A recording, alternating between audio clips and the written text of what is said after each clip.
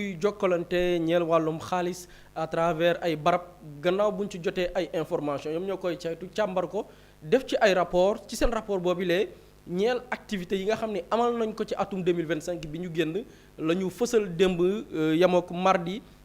fukki fan ak ñaar ci weeru mai atum 2026 ci biir rapport bi nag wax naa ni CENTIF ca na muy liggéeyee mooy dañuy jot li nga xamante nii mooy ay DOS muy DOS déclaration d'opération suspecte maanaam ay barab mën na nekk ay banque mën na nekk ay plateforme yoo xam ne ci wàllu transfert xaalis la ñuy yëngu mën na nekk ay microfinance yi nekk ci quartier yi di leble xaalis ñooñu bu ñu jotee yenn ci ay xibaar ñooy bind CENTIF na ko kat am na benn opération maanaam yónnee xaalis wala diw jot na xaalis bu toll ci lim déclaré ko CENTIF def li nga xamante nii mooy l'enquête am lim bi nag ci xaalis boobu noonu mun na toll ci par exemple 15 millions par exemple nit ki bu xëyee jot 15 millions yoo xamante nii amul lay wala mu jël 15 millions dugal ko ci comptam te layalu ko banque bi mun na ko laaj justificatif maanaam xaalis bi fu mu jugee l'origine même de ce fonds bu ko justifié wul wala nit ki nekkul ci possibilité wu justifier xaalis bi automatiquement banque bi mën na déclarer mbir ma CENTIF loolu la ñuy woowee déclaration d'opération suspecte déclaration bi tamit mën na bañ a yem ci 15 millions kese par exemple nit ki mën na ci biir banque am chaque fois muy déposer 100 000 50 000 xëy benn jour rek indi par exemple 10 millions automatiquement loolu tamit mën na jur la nga xam ne mooy ab déclaration d'opération suspecte parce que mouvement bi dafa wuteek la ñu miinaan donc loolu yéen la ci ay exemple pour expliquer CENTIF ci yan anam lay liggéeyee muy à travers dos yooyu noonu muy déclaration d'opération suspecte yi déclaration yooyu nag bu ñu ci jëlee ci atum 2025 bi ñu génn mu ñeel rapport bi 2025 CENTIF jot na lu toll ci 866 déclarations d'opération suspecte juróom-ñetti téeméer ci ay déclaration yu toftal juróom-benn fukk ak juróom-benn ci ay information yoo xamante ni jot nañ ko ci xaalis boo xamante ni ay opération la yu nit def yemoo fukki million ak juróom wala sax mu ëpp ko mun na sax nekk opération boo xam ne ay milliards la bu ñu ko jëlee cib lim bu ñu ko xaymaa nag ak année yu weesu bu ñu xoolee wàññeeku na par rapport ak 2025 par exemple 2025 bu ñu xoolee li CENTIF jot wala boog 2025 jot nañu 866 déclarations mais atum 2024 bu ñu xaymaa li CENTIF jot ci ay déclaration mi ngi toll ci 928 yooyu boo ko xaymaa ren ci rapport bi am na wàññeeku bu baax parce que bu ñu jëlee ci 2025 bi 866 la maanaam am na baisse boo xamante ni mën nañu ko xayma ci téeméer boo jël juróom-benn déclaration yooyu nag ñen ñoo ko def maanaam dos yooyu noonu DOS yi muy déclaration d'opération suspecte yi ñen ñoo ko signalé waa CENTIF banques yi ñoo ci jiitu muy les banques et établissements financiers parce que bu ñu xoolee ci 866 déclarations yi 648 yi maanaam juróom-benn téeméeri yeeg ñeent fukk ak juróom-ñett yi ñu ngi jugee ci ay banques ak ay établissements financiers am na ci yeneen information mi ngi jugee ci les établissements de monnaie électronique bu ñu nee établissement de monnaie électronique nag pour ne pas faire de la publicité mooy yenn ci application yi nit ñi di yor ci seeni téléphone dañ ciy def ay opération ñooñu itam nit ki jàpp ni mënul jaar ci banque bu def transfert bu ko defee ci application yooyu muy jëfandikoo application bi wala opérateur bi muy defee transfert bi muy monnaie électronique boobu mën na ko signaler CENTIF la ci CENTIF jot ci ay déclaration toll na ci 75 juróom-ñaar fukk ak juróom ci ay déclaration d'opération suspecte am na ci yeneen déclaration yoo xam ne mi ngi jugee ci les opérateurs de transfert d'argent bu ñu ne opérateur de transfert d'argent mooy service yi ngay dem pour ne damay envoyer xaalis telle personne wala nit ki jékki saay def benn envoi boo xamante nii ci opérateurs yi transféré xaalis la boobu itam CENTIF jot na ci ay déclaration yoo xamante ni mi ngi jugee ci opérateurs yooyu toll ci 74 juróom-ñaar fukk ci ay déclaration d'opération yu toftal ñeent am na ci yeneen déclaration yoo xam ne itam ñii di waa CENTIF ñi ngi ko jëlee ci les institutions financières décentralisées ñu gën leen xam ci SFD mooy banque yu ndawaan yi nekk ci quartier yi di leble xëy na peut-être ñenn ñiy def wàllu baana ak ñu nekk ci koñ yeeg yor ay tontine muy banque microfinance yeeg yooyu noonu boobu itam ñooñu dañuy def ay déclaration ka fa jaar tamit def ay yenn opération yi cib lim wala jot xaalis ci yenn lim yi mën nañ ko signaler CENTIF bu ñu jëlee ci atum 2025 lim ci jot ci ay déclaration toll na ci 58 maanaam juróom fukk ak juróom-ñett ci ay déclaration yoo xam ni mi ngi jugee ci banque yooyu noonu nekk ci gox yeeg goxaat yi di leblelaate xaalis ci yenn taux yi donc loolu mooy li ñu nemmeeku par rapport ak ci wàllu chiffre bu ñu jëlee nag infraction yi maanaam bu ñu xoolee acte yi nga xam ne ay nit def nañ ko di jëfandikoo xaalis te CENTIF jot ci ay information lii nga xam ni mën nañ ko dippee ay infraction nit ki jalgati yoon yam ciy def la ca gën a fës wàllu fraude la gis nañu mbiru fraude moo gën a bari ci opération yi nga xamante ni CENTIF jot na ko traité bu ñu xoolee par exemple ci 2025 bi li ñu déclaré ci infraction yi fraude wàllu fraude toll na ci 679 juróom benn téeméer yu toftal juróom-ñaar fukk juróom-ñeent ci ay cas yoo xamante ni lépp dafa ñeel wàllu fraude ñu gis ni mbiru fraude boobu noonu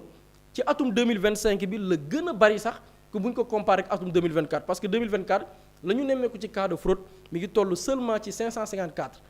juróom fukk yu toftal juróom fukk ak ñeent wala boog juróomi téeméer yu toftal juróom fukk ak ñeent ci ay déclaration yoo xamante ni CENTIF jot na ko 2025 romb ko toll ci 679 juróom benn téeméer ak juróom-ñaar fukk ak juróom-ñeent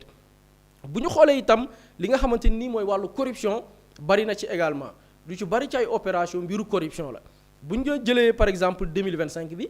li ñu déclaré ci ay corruption mi ngi toll ci 77 ci ay opération yoo xamante ne nii mbiru corruption la ci atum 2025 bi mais xëy na la bonne nouvelle même bu fekkee corruption boo baaxul mais bu ñu ko comparer les données atum 2025 boo ko comparé ak atum 2025 mbiru corruption yi cas de corruption yi CENTIF gis wàññeeku na maanaam mbiru guerre parce que 2025 nee naa mi ngi toll ci 77 ci ay déclaration yoo xamante ni wàllu corruption la mbirum guerre muy juróom-ñaar fukk ak juróom-ñaar ci ay déclaration mais boo ko comparé ak 2024 li ñu nemmeeku ci ay cas de fraude toll na ci 131 jàpp 138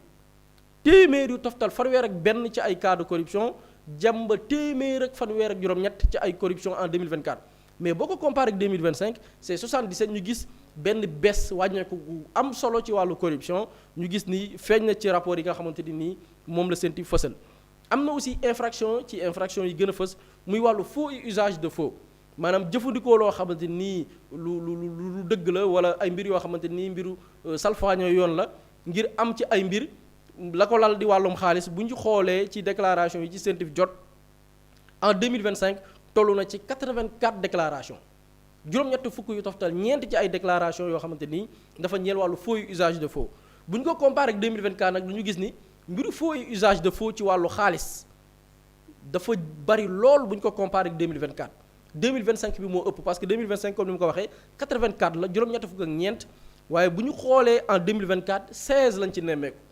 kon nga gis ni multiplier nañ ko daanaka par 8 bu ñu ko comparé atum 2024 ñu gis ni mbiru faux et usage de faux naam mbiru corruption wàññeeku na waaye mbiru faux et usage de faux moom gën naa bari bu ñu sukkandikoo ci rapport bi nga xamante nii waa CENTIF fësal nañ ko ci seen biir rapport aussi CENTIF xam ne nañ ni def nañ li ñuy woowee collaboration wàllu collaboration la bu ñu ko déggee mooy lëkkaloog yeneen kër yi nga xam ne bitim réew la ñu nekk te ñuy def même liggéey bi CENTIF di def fii ci Sénégal demandé nañ ay information yi nga xamante ñoom la ñuy woowee ay CRF muy cellule de renseignement financier maanaam dëkk yu bari boo jëlee ci àdduna bi Afrique nga dem yeneen dëkk am na ñoom seeni CENTIF bopp ñoom la ñuy woowee les cellules de renseignement financier ñi nga xam ne ñooy waa CENTIF bu Sénégal liggéey nañ ak dëkk yu bari bu ñu xoolee ci année 2025 bi adressé nañ lu toll ci ñeent fukki demande 40 demandes yoo xamante nii sàkku nañ ci yeneen yeneen CENTIF yi laa ko tuddee mais am nañ yeneen dàkkantal mais saisir nañ yeneen naataangoo yi nekk ci yeneen dëkk laaj leen ay information par rapport ak ay nit yi opéré fii Sénégal di amal ay flux financiers yoo xam ne dafa ñeel bitim réew CENTIF ni demandé na lu toll ci ay demandes yu toll ci ñeent fukk 40 demandes ñeel réew yooyu noonu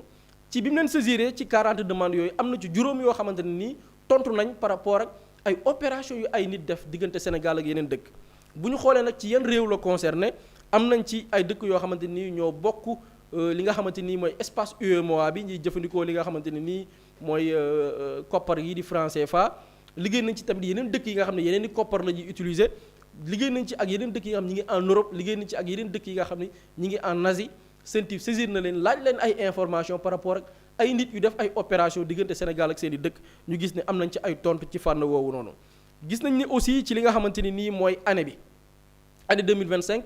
gannaaw rapport yi gannaaw déclaration yi dossiers yi naka lañ ko traité loolu itam CENTIF indi na ci ak ay leeral yoo xamante ni dafa ñeel wàllum chiffre cib lim bu ñu xoolee ci li nga xam ni mooy atum 2025 CENTIF traité na lu toll ci 203 déclarations d'opérations suspectes xëy na ñu bari dinañ poser la question pourquoi CENTIF ne ren am nañ lu toll ci 866 déclarations suspectes ñu traité ci 200 parce que 866 déclarations d'opérations suspectes yi mooy li banques yi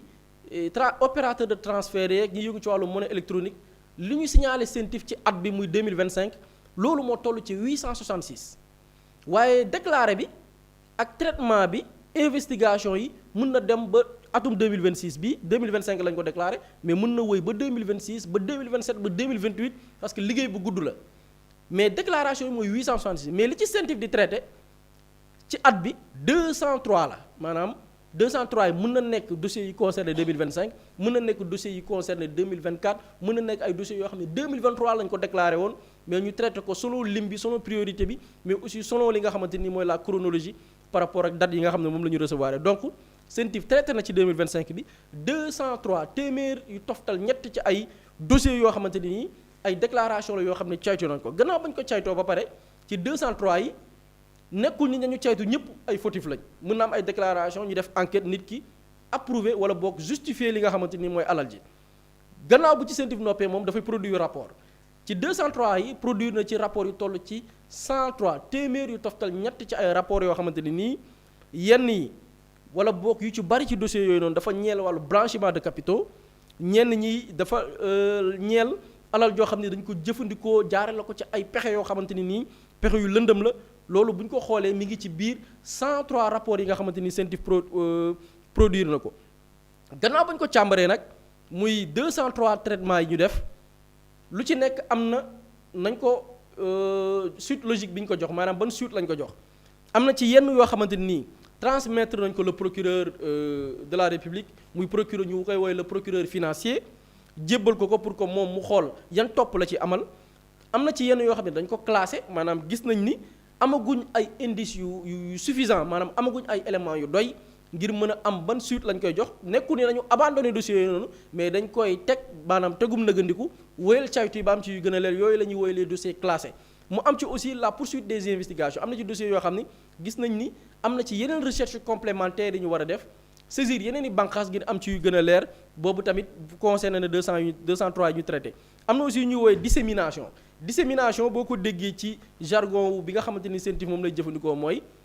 mën nañ jot ay information ñu gis ni am na yeneen bànqaas yu ko gën a yittewoo yeneen service yoo xam ne ni ci état la ñuy yëngu moo xam ay service ci wàllu administration moo xam ñi yëngu ci wàllu enquête mën nañ sax gis ni information bi waa police ñoo ko gën a yittewoo ñu jël ko jox ko waa police am na ci yenn dossiers yoo xamante ni itam jébbal nañ ko yenn ci ay bànqaasu état bu ñu ko xoolee par exemple ci lim en 2025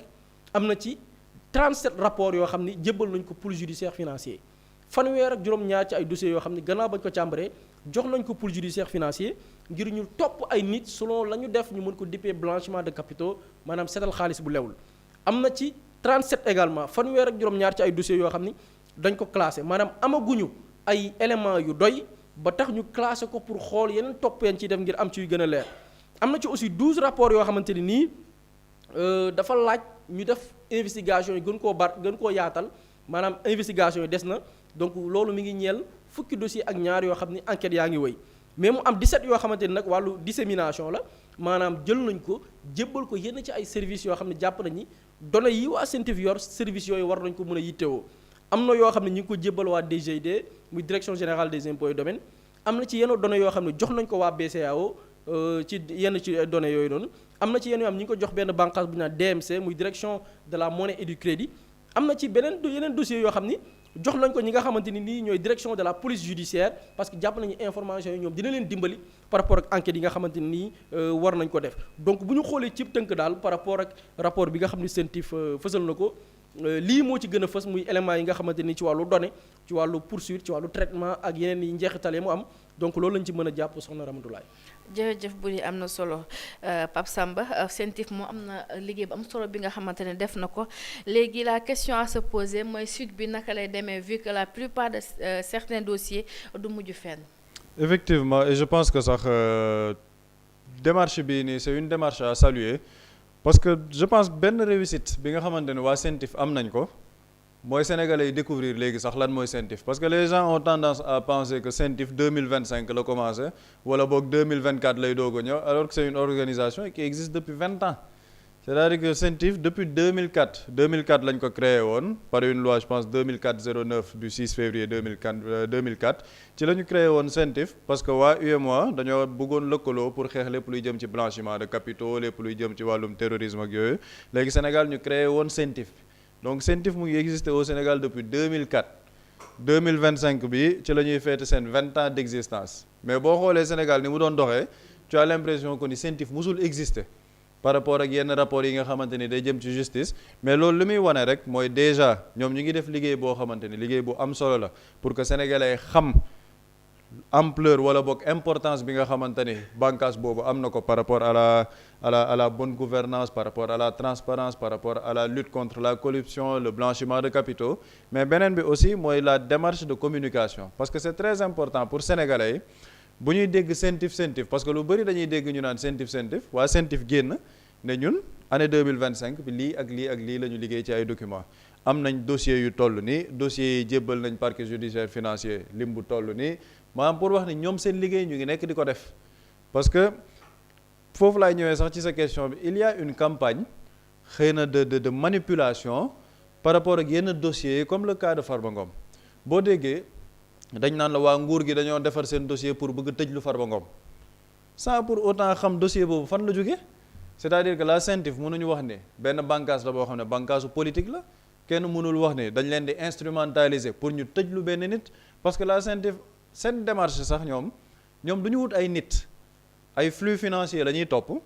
lépp lu jëm ci blanchiment de capitaux lépp lu jëm ci ay corruption léegi flux financiers yooyu bu ñu ko toppee toutes les chaînes de responsabilité bu ñu ko situé ñu ne diw mu ngi ci biir flux bii nii ñoom noonu mooy seen liggéey et je pense que c'est l'occasion sax féliciter ñoom travail bi ñu def parce que ce sont des magistrats assermentés ñoo fa nekk di liggéey di def liggéey bu mucc ayib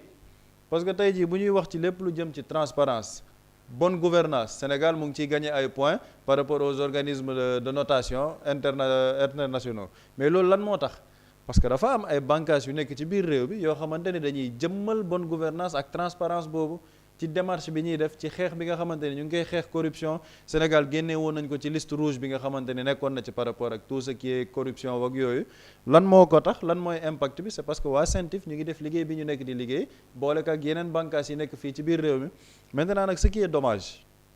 par rapport à ça mooy dañ naan la liggéey bi ñuy liggéey nii yëpp après xam nga ci justice la jëm mais quel est l'état de notre justice actuellement démb xawma bërki démb ñu ngi traiter un dossier concernant la justice bu di day nekk di énumérer mooy les 45 milliards di wax mais da ngay gis toutes les réactions sont unanimes dañ naan dañuy yërëm sax buri ci ni mu koy waxee parce que dañ naan ko buri vraiment yaa ngi sonn mais lii du mujj fenn lan moo tax du mujj fenn parce que suñu justice bi da ngay xool le dossier comme le cas de Farba Ngom un dossier aussi important boo xamante ne on te parle de flux financiers de plus de 125 milliards ñu ne il s'était organisé en bande de malfaiteurs am des circuits sophistiqués yoo xamante ne am na ay virements internationaux léegi dañuy yóbbu dossier bi justice avec tout le tapage médiatique nag Farba Ngom mourant Farba Ngom léegi mu dee boo leen ci jugul état du Sénégal lépp lu munti xew dinañ ko teg seen ndodd Farba Ngom boobu moo génn di def caravanam di dem Fuuta ci biir médiatisation boobu noonu ñuy wax ni dossier bi c'est vide c'est parce que daa am benn nit bu ko bëgg a tëjlu parce que c'est une personne boo xamante ne am na doole politique te liñ ko dégloo ci dossier wu CENTIF bi ñu ne la sax la procédure a été biaisée parce que ba ñu demee def fouille ci biir cellule am gis nañu il avait les PV d'audition de keneen kuñ ko dégluwaataloon ci biir dossier boobu donc l'enquête dès le départ a été biaisée parce que Farba Ngom avant mooy dem jàkkaarloog juge pôle judiciaire financier moom xam na déjà son co-accusé lan lay wax te loolu dañ lay wax dans une procédure juridique loolu bu amee rek c'est-à-dire que foofu procédure bi c'est biaisé parce que bu fekkee ne ma jàpp ne man ak Buri dañoo tuumalandoo Buri dem na wuyu ji li mu wax foofu yépp man ma am exactement li Buri wax PV d'audition mais man loolu man tranquille damay dem ci justice wax exactement li Buri wax mais bu fekkee ni maanaam Farba Ngom am na loolu am les PV d'audition dem tenir le même discours dans un rapport aussi sérieux ñu ne ñu tey jii kooku justice bi may na ko liberté provisoire mën na génn tranquillement dara xewul foofu nag mooy tey ji justice li tax ñuy kaas justice ak li tax ñuy wax justice parce que ñu bëri ci magistrat yi nag dañu naan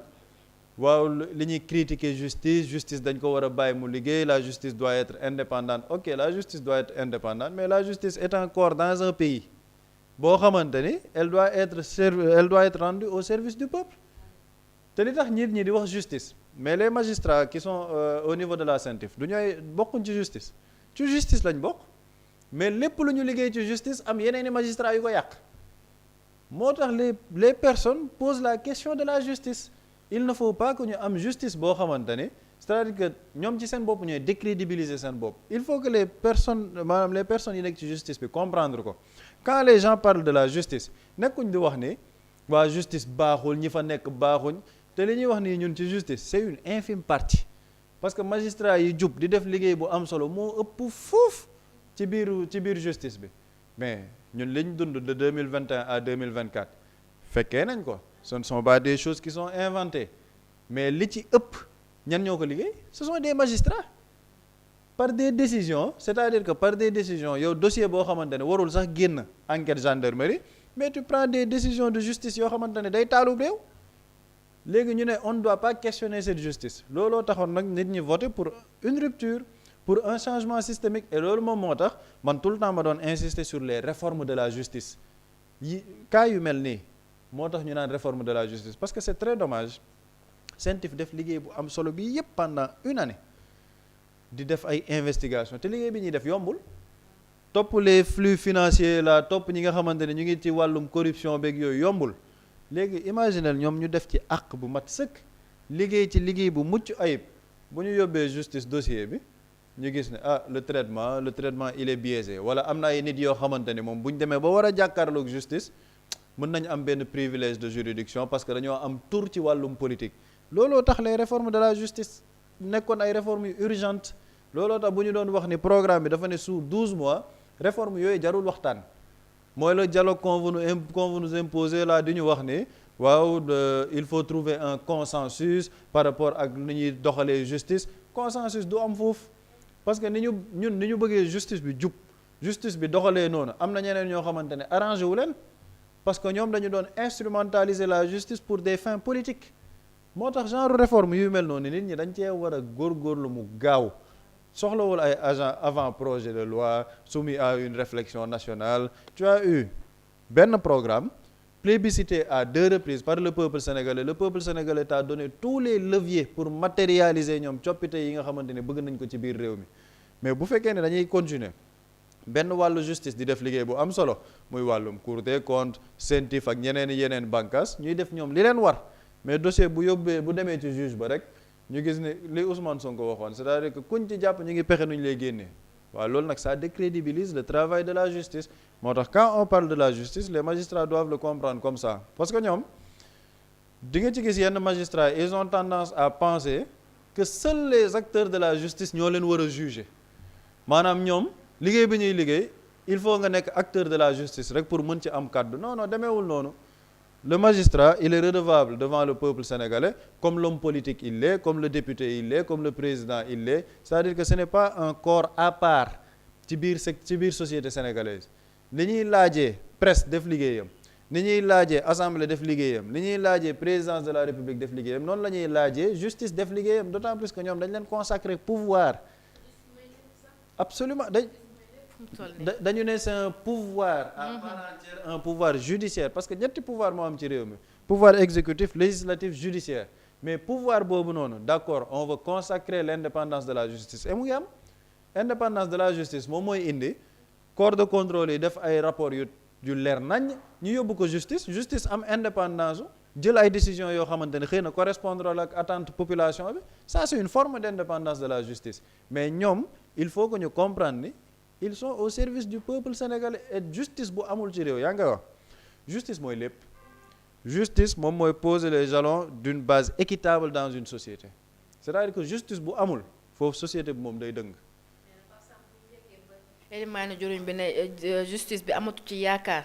kon est-ce que looloo tax sénégalais aussi ñu toll ci dynamique bu ñu nekk ne amatuñu yaakaar justice bi. mais absolument man dossier yu mujj yi nii yëpp bu ñu mujjee wax mooy les 45 milliards d'armement. xam nga dinañ expliquer lan moo ci nekk ak yooyu, mais à la fin dama ne man fu mu mujj du ma bett. Le cas de Farba Ngom fii lañ toog ne Farba Ngom buñ ko libéré ça ne nous étonnera pas parce que malheureusement reddition des comptes bi liñ ci doon xaar ak justice bi liggéey bi ñu ci doon xaar amul. c'est ça la triste vérité parce que am na dossier yu bëri yoo xamante ne kenn yëkkateegu ko te pourtant man j'aurais pu comprendre ñu ne ma ay rapport la yoo xamante ne ci nguur gii la ñoom ñoo ngi nekk di ci liggéey mais ay rapport yoo xamante ne nguuru Macky Sall la yéen dañ leen a tegal lépp ornel leen tegal leen ba président bi ñëwee sax moom moo ne dañuy publier rapport yooyu noonu yëpp parce que publier wuñ ko woon rapport yi ñu rendre ko public mais après yaa xëyti rapport yooyu mu ngi fi utiliser le rapport yooyu nga dem ci justice comme ni mu war a demee dans une démocratie normale mais bu ñu gisee ni loolu nag amu ci effectivement sénégalais yëpp dañuy toog di seetaan ne amatuñ yaakaar ci justice et loolu peuple nag bu ñu demee dans un pays ba peuple bi ci boppam amatul yaakaar ci justice foofu nag on est dans une société boo xamante ni xel mënu faa dal parce que li doon am rek mooy continuer di am justice kumba am ndey amul ndey une justice pour les riches ak une justice pour les pauvres c'est-à-dire que le pauvre moom justice bu dëgër bi ci moom lay dal mais les riches ñoom ils ont un privilège boo xamante ne par rapport à cette justice on a l'impression que ñoom ay surhommes lañ ci biir société bi loolu nag moo warul woon continuer et malheureusement ils sont en train de décrédibiliser le travail des corps de contrôle comme la CENTIF et c'est très dommage. ba tey ci yëf yi bu ñu ne am na lu tolloog 866 déclarations yi nga xam ne def nañ ko mooy déclaration suspecte moom aussi tolloog 37 rapports yi nga xamante ne actuellement mu ngi ci pôle judiciaire financier loolu yëpp comme ni ñu ko waxee rek ce sont des chiffres yi nga xamante ne dafay xaw a doy waar bu la nee Sénégal am na limite tollu nii yu nga xam ne dañuy yëngu ci ay mbir yoo xamante ne amul benn yoon wala jaadu yoon luy jëm ci wàllum finance est-ce que lii tamit luy ndërmel luy jëm ci wàllum finance réew. moo tax sax ñu créer CENTIF parce que dañu toog gis ni wàllu blanchiment de capitaux da mën na nërmeel li nga xamante ni mooy l'espace bi nga xamante ni ñun ñoo ko bokk ak suñu dëkk yi nga xam ne on partage la même zone économique ci par ay nit yoo xamante ni nii dañ leen dénk des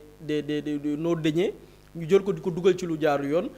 par ay nit yoo xamante nii dañuy am xaalis par exemple jaare ko ci drogue pourquoi pas jël ko investir ko ci yeneen secteur pour générer de l'argent là on pense que dañuy def du blanchiment de capitaux et loolu dafay yàq économie réew donc moo tax ñu créer CENTIF et même par rapport ak l'importance certes c'est le discours politique moo dem ba biaisé ou bien bëgg a décrédibiliser liggéey bi nga xam ni CENTIF mi ngi koy def mais ba jamono jii may wax ak yow liggéeyu CENTIF dafa am impact ci l'économie parce que quand on vous dit que entre la transition bi fi am Sénégal diggante mars 2024 ak léegi ci année boobu noonu nga xamante ni transition bi am na ci wàllu corruption kese on noté benn nombre bu toll ci 131 jàpp 138 ci cas de corruption yoo xamante ni ou bien des déclarations de corruption yoo xam ni CENTIF traité na ko gars yi xeex ko avec CENTIF def ci liggéey bu am solo ñu ne la en 2025 bi la woon 2024 wàññeeku na ba 77 kon nga gis ni liggéey bi nga xam ni CENTIF mi ngi koy def topp gi ak sérieux bi mi ngi am impact parce que liggéey bi muy wàllum yoon muy c'est des organes yi nga xam ne dañuy yëngu ci wàllum vérification de nos deniers wala alal yi nga xamante ne ay nit ñu ngi koy def dans l'économie ñu nekk même des privés l'impact mooy mu jéem a dissuader ki koy def bu dee yow ci wàllu blanchiment ngay yëngu mu leer ni Sénégal n'est pas une terre favorable pour def fi sa blanchiment donc lim mi dafay wax donc l'impact bi nga xam ni CENTIF mi ngi ko dafa am solo et man dama bokk ci ñu gëm ni liggéey bi tamit war na wëy parce que même bu dee sénégalais amuñu lu leen neex par rapport ak yoon ni muy fonctionner ëllëg mi ngi fi jamono ngi ñëw c'est-à-dire que cas bi fi Pape Samba li muy Farba Ngom xam nga ñu ci bari dañoo jël politiser ko Farba Ngom dossier am bi ko CENTIF di traité boobu président Diomaye jotagul réew mi c'est-à-dire que dossier la boo xamante nii ma nga fa woon jiitu na sax changement de régime di am man personnellement assisté naa ci benn rencontre bi CENTIF di fêter ses 20 ans ñun on a été conviés ñu dem assister ko mais CENTIF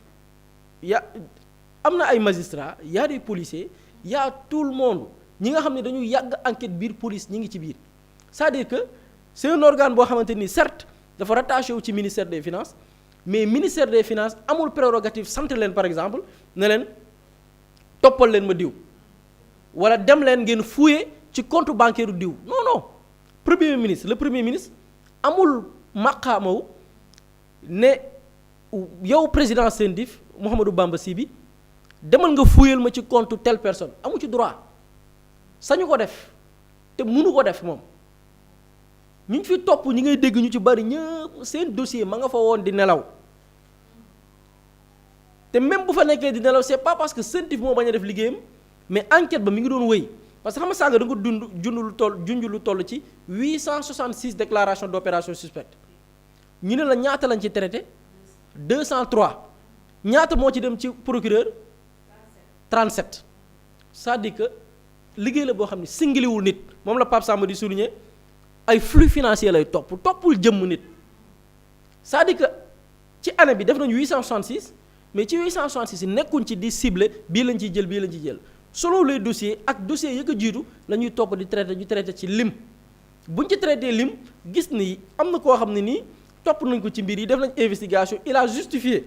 parce que ñëpp xamul tey par exemple benn jaaykatu téléphone portable dem Dubaï wala Chine jënd ay téléphone am wala États-Unis indi ko Sénégal di jaay ku ne xam ne jaay téléphone boo xam na am xaalis tuuti quoi nit ki am ci par exemple nit ki mën na jaay ci weer bi par exemple 50 millions xaalis bu loolu peut-être moom xamul CENTIF xamul déclaration am na mu jël 50 millions yooyu rek dugal ko ci compte bancaire am automatiquement sans justificatif banque bi da koy signaler CENTIF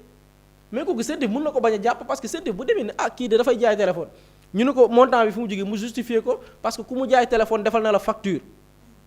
ñu gis li mu importé ci téléphone ñu gis ni ok li muy jaay méngoog naat li mu importé ci ay produits kii de deful blanchiment de capitaux mais kooku dossier du dem pour ci procureur dañ koy bàyyi mu dem koo gis dossier dem procureur xam nga lan la opération bi feeñ na ci banque am bi mu feeñee ci banque am banque bi demandé ko parce que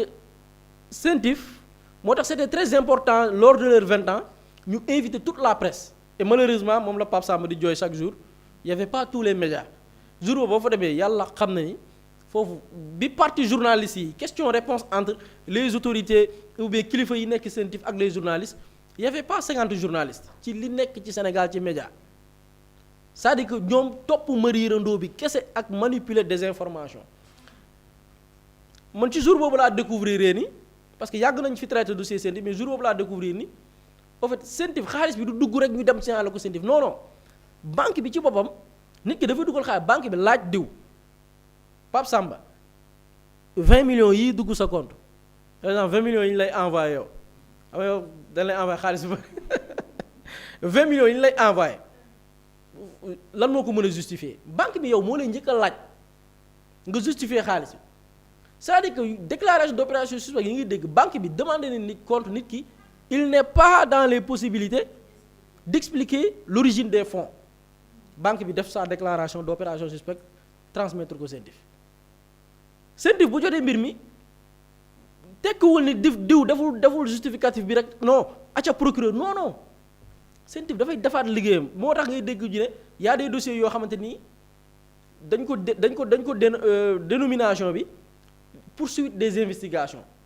c'est-à-dire que nit ki mën nañ ko signaler pendant 2 ans CENTIF di enquête di xool parce que bëgguñu jàpp dossier nit yóbbu ko ci procureur peut-être dossier bi fii dañu vilipender ko yàqu du ala ko deful dara CENTIF dafay wóyalaat enquête am une enquête qui peut aller jusqu'à 2 ans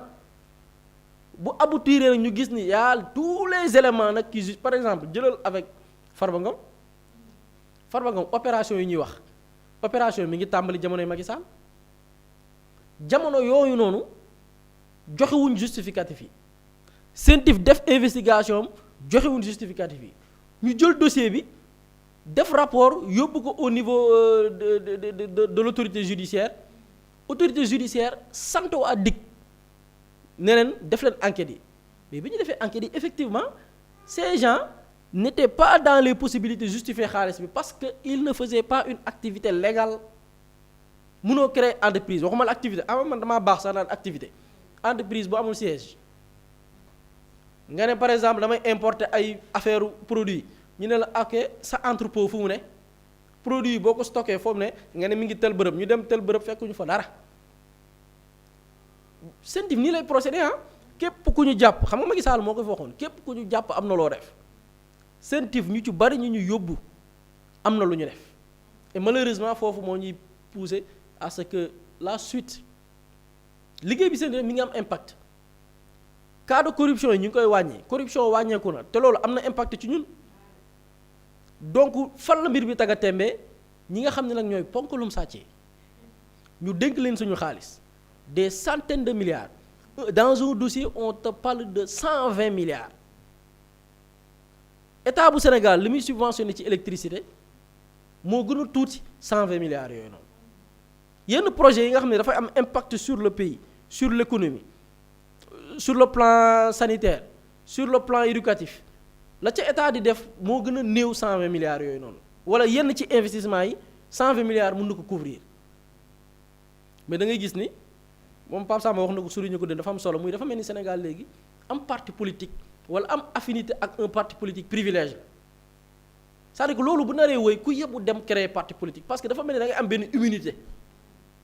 def sa campagne ànd ak les médias mensonges ànd ak des médias de propagande ñu defal la toute une propagande quand on se permet dans ce pays une personne la CENTIF def une enquête jàpp ko yóbbu parquet ñu jàpp ko tëj ko un journaliste se permet en plein direct jàkkaarloog caméra bi fees naan nañu libérer diw dans d'autres pays journaliste boobu dootul wax ci micro bés boobu lay gëj a wax ci micro ku ñu jàpp ci ay mbir topp la procédure pendant des années ba na ko kertimtee il n'est pas en mesure de justifier alalam bañ na ko ba bi ñu ko convoqué conférence de presse la organisé na awma lu may daw samay këyit ak nii nekk ñu ne kii dañ koo tooñ de ndeke ba muy dem yóbbul këyit caution la yóbbaale ci tappale